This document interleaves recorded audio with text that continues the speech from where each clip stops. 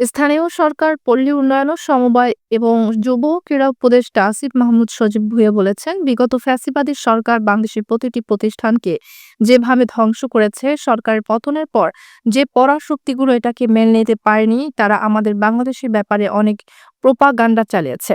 নানাভাবে আমাদের সার্বভৌমত্বকে হুমকির সম্মুখে ফেলার চেষ্টা করেছেন। তিনি আরো বলেন, আগামী বাংলাদেশে এলাকাভিত্তিক বৈষম্য আর থাকবে না। এ সময় আগামী ১ বছরের মধ্যে আটোয়ারীতে মিনি স্টেডিয়াম গড়ে তোলা হবে বলে আশ্বাস দেন এবং আটোয়ারী উপজেলার খেলোয়াড়দের জন্য ২০ লক্ষ এবং উপজেলার উন্নয়ন কার্যক্রম বাস্তবায়নের জন্য আরও ৫০ লক্ষ টাকার বিশেষ বরাদ্দ ঘোষণা করেন তিনি।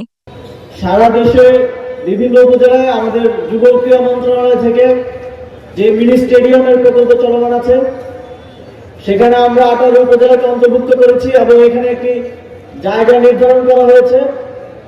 সেখানে অতি দ্রুতই মিনি স্টেডিয়ামের কার্যক্রম শুরু হবে এবং আপনারা আগামী ১ বছরের মধ্যে আশা করি মিনি স্টেডিয়াম পাবেন।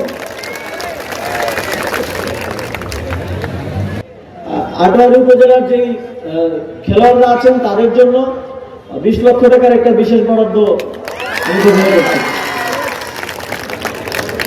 এছাড়াও ১৮ উপজেলার আরো অন্যান্য কার্যক্রম বাস্তবায়নের জন্য ৫০ লক্ষ টাকার বিশেষ বরাদ্দ ঘোষণা করছি। একই সাথে পঞ্চগড় জেলার প্রত্যেকটি উপজেলায় একটি করে লাইব্রেরি করার সিদ্ধান্ত নিয়েছে জেলা প্রশাসন।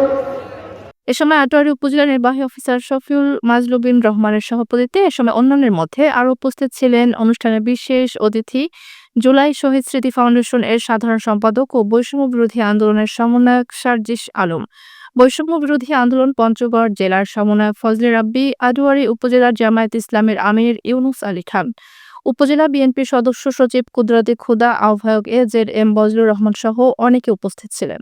এ সময় আটোয়ারী উপজেলার ২টি ইউনিয়নে গরিব অসহায় ২,০০০ শীতার্ত মানুষদের মাঝে শীতবস্ত্র কম্বল বিতরণ করা হয়।